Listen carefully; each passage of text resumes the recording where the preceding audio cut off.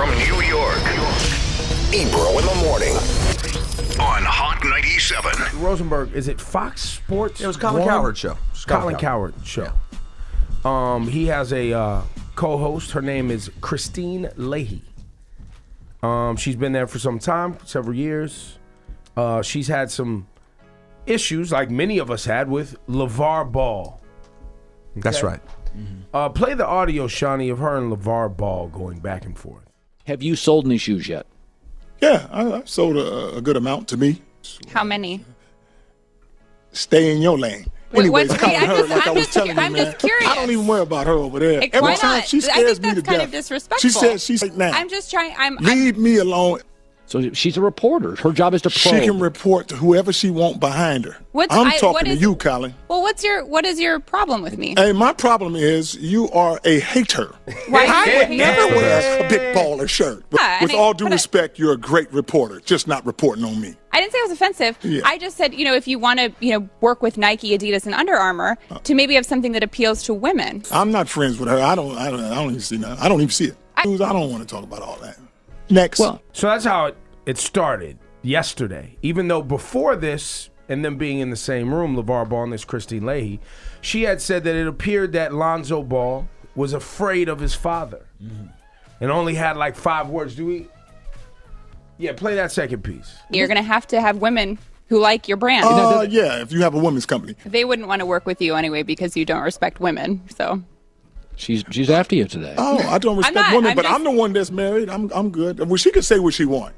She's trying to put it. I never disrespect women, but I tell you what, if you act like that, guess what? Something's coming to you. Are you threatening me? Oh, see how she tried to turn the words. I would never threaten you. You said something's coming to me. I don't know what it is. I'm not a psychic. Oh. So there's so many things to unpack in here. Laura, you obviously have issue with him ignoring her and being like, I'm not going to speak to you. Because when you hear the audio, and obviously this is condensed audio because there was much more, but during the whole interview, he refused to look at her, and he was talking to her, waving his hands like this, but not even, only looking at the male host that was there. And the way the room is set up, you face Colin Cowherd on one side, and she's actually behind the guest on the other side of the room. So he just would have to turn around to speak to her. He just wouldn't even turn around. So there is that layer. I don't like Christine Leahy's approach to him, and I've already been vocal about my dislike of how LaVar Ball handles the media because I think it's just douchebag a-hole behavior. Right. And look, that is clearly what he wants and or clearly who he is. That doesn't excuse this particular situation. It's not an excuse. It's just who he is. I do feel that they're both a-holes. Okay, because I was a bit far when she was like, "Are you threatening me?" He's not. No. Okay, they're both a-holes. But in this particular case, I felt that if he really wanted to roast her, he could have.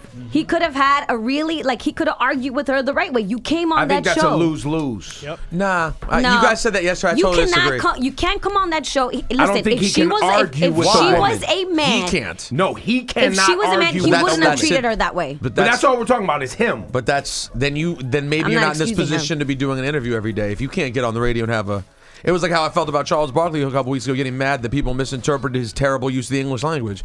Don't get on a microphone every single day and start talking if you're incapable of having conversations with people. Now, I agree. She was trolling. She definitely was looking to annoy him. And guess what? He fell right for the trap, and then he was really annoying. You can't just... But he always does. That's who he is. But you can't say... When a woman says something and you go stay in your lane on a sports show... And you don't even turn around to look at her. I wish you would have done that to any other male anchor that had questions for him and has been very critical of him. I've never seen him do that. I've definitely seen him issue. I've definitely seen him take large dumps and go at men. To the point where he turned his back on an anchor. I think he would if the man was sitting on the other side of the room. No, that's not an excuse. He might, but that's not what happened. Listen, I wish he would have roasted her the right way. Look at her in her face and say how you feel and have a debate. There were points in the conversation where he said, "I don't like you. I don't like you because you're a hater. I respect you as a journalism, but I don't like how you cover me." Like those things did happen. Play this audio too. All 3 sons, you have kids. They're being forced to do it. They're being told, you will start basketball at age 6, like Lonzo told us. And whenever you asked him a question, I think he said, 5 words? And he looks terrified whenever he's talking. He looks genuinely afraid. Well, I don't think LaVar would let him do that. I honestly think LaVar will have to approve of any girl that comes into his life. And when she made these comments, Ebro, there was also other men in the room that shared the same way, shared the same feelings. We're saying the exact same things. Yeah, that's the interesting part is everyone kind of came for her on that clip, right? And when you watch the clip, it's her sitting with men, I think 2 black men, 1 white man. It was 3 men. And everyone's all like kind of on the same page. And then everyone pulls her clip. And I don't think race has anything to do with the general conversation. Yesterday had a lot. My mentions were no, about race. People automatically are going to go racial there in social media. But I don't think the conversation was racial at all. What I do think has a privilege is Christine and other individuals' ability to want to articulate to a dad how they should push or how he should push his sons, or dictate to his family what the family business is going to be. Because in my household, and this is just my experience, you don't get those choices as a young black man. And that was my household. You don't get those choices. This is what you're gonna pick something. Here's what we're gonna have you do. I didn't end up doing those things, but I was pushed in a direction because we don't have those luxuries for you to just meander out here and figure out your life and just the world will come to you. It's not an option. And so part of the thing that I think LaVar Ball is a douche. I think that Christine Leahy came for him. Yes, yes. All of that is clean. I agree. I think everybody agrees. Christine Leahy, you don't know anything about raising a black boy in America. Right.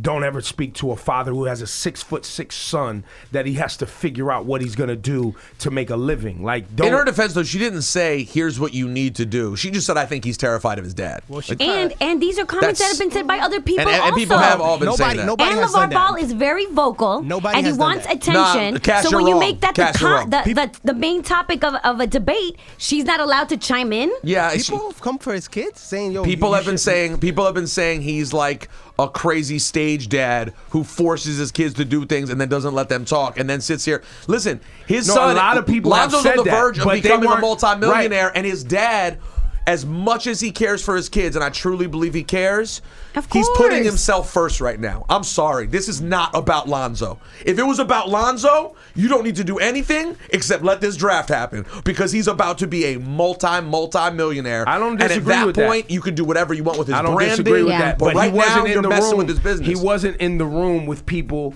that have also said that. He was in the room with this Christine Leahy. If we focus on this.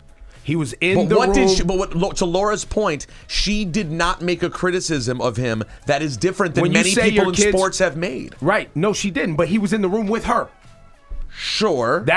They were in the room together, and that's why the back and forth happened. Because he was in the room with her. Okay. He wasn't in the room with other people who made those criticisms. You mean to tell me that he hasn't been in rooms with other anchors that have been critical of him before? He does press every day. Critical of that. Of that guy. But he's signing up to be judged as a parent. He's literally been like, "Hello, I'm a famous parent. Judge me." And look, like we've been clear about, I don't believe he's a great guy. That's not what I'm saying. I'm saying the piece that struck me, right, as in my personal experience, was me, because my dad was the same way. You talk too much. You're arguing with everybody all the time. You're at the games making noise. You're just a disruption. Your dad, that is. I lived through that. You're showing up at school. You're yelling at the principal. When I had my first radio job, he called the GM, spazzed on the GM for not. Like, I went through that whole thing. You know what I'm saying? And it does come from a place of, yo, I'm going to make sure you're all right. Right. Might be doing it wrong. But that's how they're going about doing it. Sure. You understand? And so I believe because he was in the room with her and this interview was happening with her and she made those comments about my son being afraid of me and you've forced them to play basketball. Like now you're talking about my family and you're talking about what I've set up for us to get out of or to continue to progress financially in America. Sure. Right? Okay, You can have yes, whatever yes. criticisms you want of it, but now you're talking about my boys being afraid of me as if I'm not doing a good job at making sure my family's taken care of. Sure. Now you put me in a different place. I don't even want to talk to you because But you can't do that. I was with you until then. You can't do press, and then why I are you won't coming address on that. their show? Right, you can't do that. But you're right. I hear you.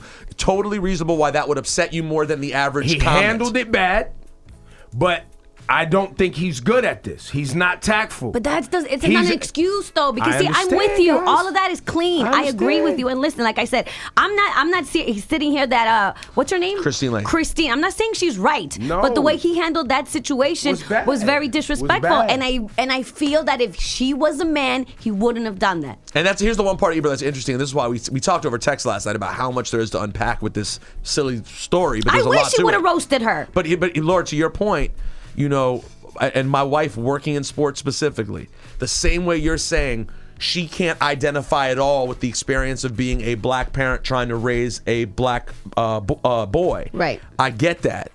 He can't identify with the experience of a woman trying to make it in sports who asks a question and the man goes, "Stay in your lane." For sure. Exactly. Whoa. As a woman in media, Yes. and I know any woman that's in the workplace has experienced that men Yes. being dismissive. Yes. So it was a lot of it was a mess. You know what? I wish she What? would have gone and told her, as a black man, you do have no clue would've what been I'm great. going through And I don't think raising my black son. I don't think LaVar Ball is prepared to walk down that path and articulate that. I don't think he's prepared to talk to a woman in a way that is professional and tactful, right? I don't think he's prepared.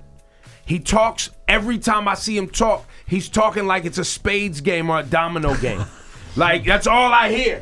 He's clowning and bagging and cracking jokes. Even the fat guy, there was a chubby guy that's on sports. What's he his got name? it. Jason Whitlock.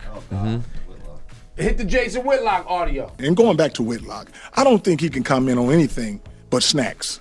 Now, Wow. that's a little harsh. It's going to be harsh because he want to be harsh So on you me. disrespect Guess what? women and people for their no, weight? No, that's what you say. I didn't say nothing about no No, weight. you just said that to me. Like I told him, I'm not even worried about you right now. Lonzo Ball's an incredible player. He's going to be all right. I hope that. We hope. It may not.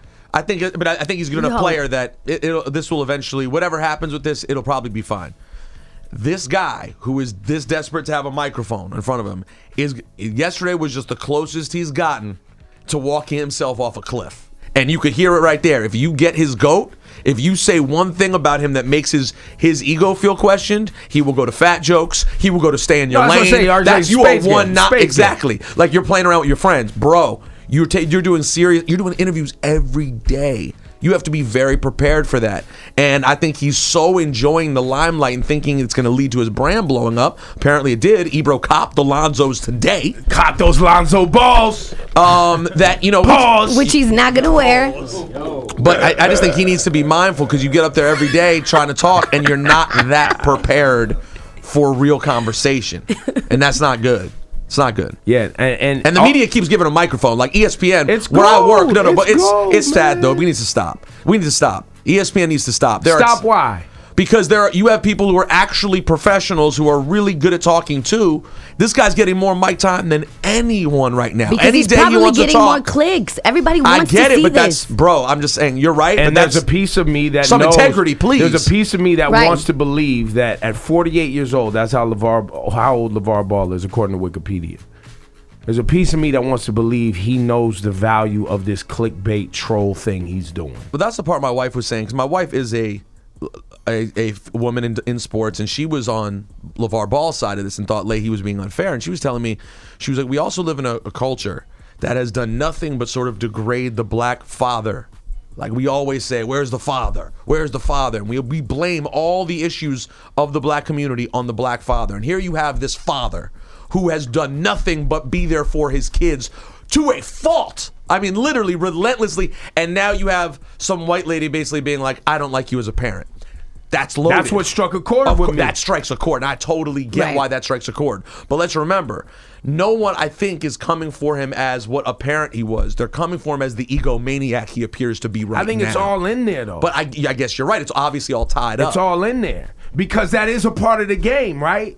Like, think about what's going on in the sports world right now.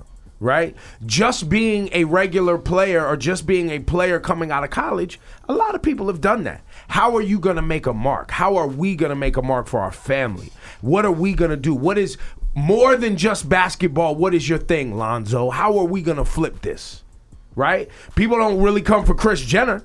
The entire Kardashian family, Bruce, the husband, he had to even sign up. You're going to be on this goddamn reality show. And they weren't even together anymore, were they? Talk about it. I mean, they still just get in. Nah, you're right, but listen. It's family business. The Trump family. Well. Right? Yeah. Everybody's in. And the daughter and the daughter that's not into it, we don't even hear from her. He don't even talk to her. 5 times she's been mentioned on Twitter. She basically doesn't exist. Yeah. Because she's not in on the family business. No. He's tweeted more times about like Fox News personalities than that daughter.